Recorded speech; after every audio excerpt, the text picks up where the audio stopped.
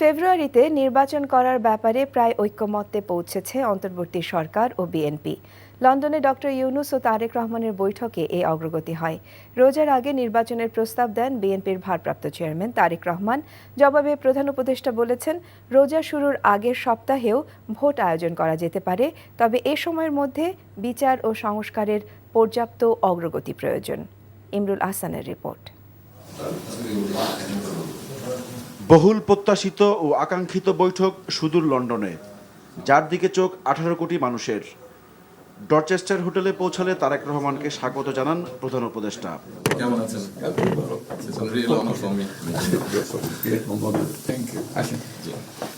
বৈঠকের আনুষ্ঠানিকতার আগে কুশল বিনিময় করেন দুজনে, যেখানে প্রকাশ পায় দুই নেতার বিনয়।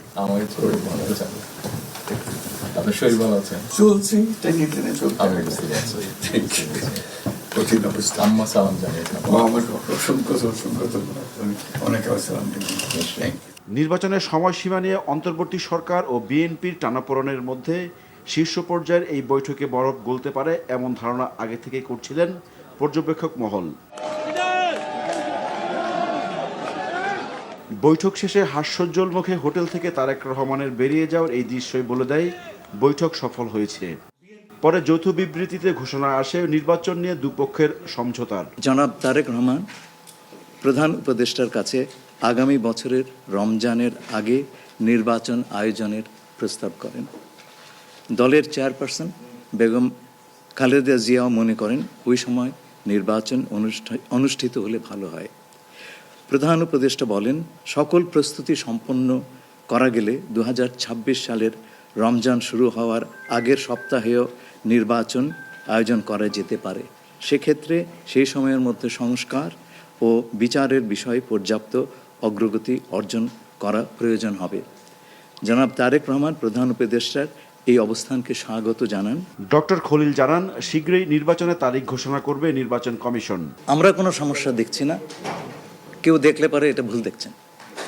নির্বাচনের সম্পর্কে আজকে যৌথ বিবৃতিতে আমরা বলে দিয়েছি দুপক্ষই, এবং নির্বাচন কমিশন আমরা আশা করব শীঘ্রই একটা তারিখ ঘোষণা করবে।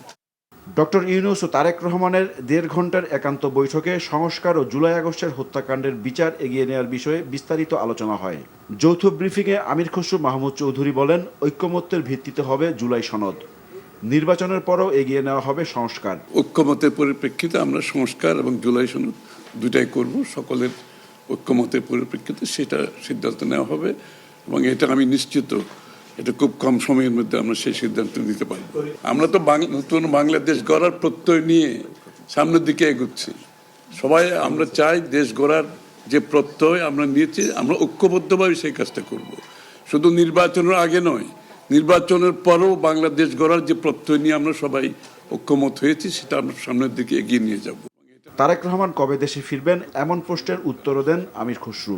এই ব্যাপারে আলোচনার কোনো প্রয়োজনীয়তা আছে বলে আমরা মনে করি না। তারেক রহমান সাহেব যখনই ইচ্ছা উনি দেশে ফিরে যেতে পারবেন, সুতরাং এটা সিদ্ধান্ত উনি নেবেন সময় মতো।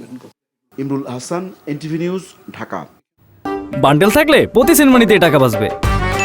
বিকাশ সেনমানি বান্ডেল কিনে জিতুন প্রতি লেনদেনে।